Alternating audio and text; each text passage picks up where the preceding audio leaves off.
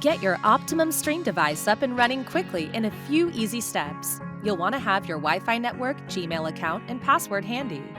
If you don't have a Google account, you can create one at accounts.google.com/signup. Make sure you have the device, power cord, HDMI cord, and remote. Pick out the best spot for your stream. It should be close to your TV and a power outlet. For a strong signal, you'll also want to make sure it's as close as possible to your router or an extender if you have one. Plug one end of the power cord into your stream and the other end into the nearest electrical outlet. Next, plug one end of the HDMI cord into your stream and the other end into your TV's HDMI port. Then, turn on your stream by pressing the power button on the back of your device to the on position. Turn on your TV using your TV's remote. Select the HDMI input that matches where you plugged in your HDMI cable.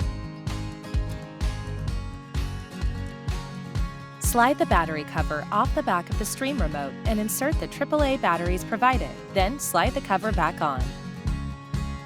Now use your stream remote to follow the on-screen instructions. If you have an Android phone, you can use it to share your Wi-Fi network and password directly with your stream. If you don't have an Android phone, select Skip. Now select your Wi-Fi network from the list. Enter the password for your Wi-Fi network using the on-screen keypad. Once you've entered your password, select the check mark to continue. You have now connected your stream to the internet. Once you've connected to the internet, your device will look for updates. This may take a few minutes.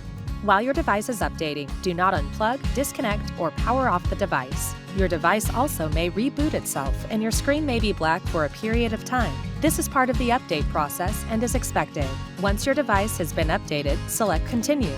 Your stream will continue to set up. This may also take a few minutes.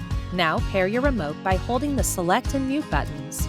Once your remote has been successfully paired, select Continue. Your stream remote may require an update. Once your remote has been successfully updated, select Continue. Now program your remote to control your TV's volume. With the remote pointed at the TV, press the volume buttons until you hear a change. If you hear a change, select Yes. If you don't, select No to manually select your TV model from the list. Sign in with Google.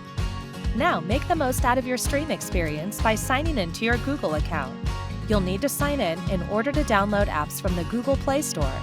If you don't have a Google account, you can create one on google.com, or you can select Skip. You can log into Google by going to Settings, Accounts, and sign in at any time. To sign in, enter your Gmail and password, then hit Next. You may be prompted to enter a verification code.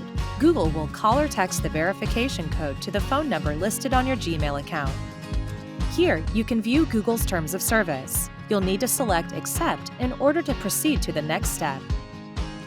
You can use Google Assistant to control your TV with your voice. Google Assistant allows you to change channels, search for shows, and more, all with the power of your voice. You can also allow Google Assistant to search across all your TV apps for a better experience, and allow personal results to get personalized recommendations and more. Next, set up a name for your stream. You can either pick one of the names provided or enter a custom name. Here are some recommended apps to get you started. You can select or unselect these apps to personalize your viewing experience. You can always install more apps using the Google Play Store.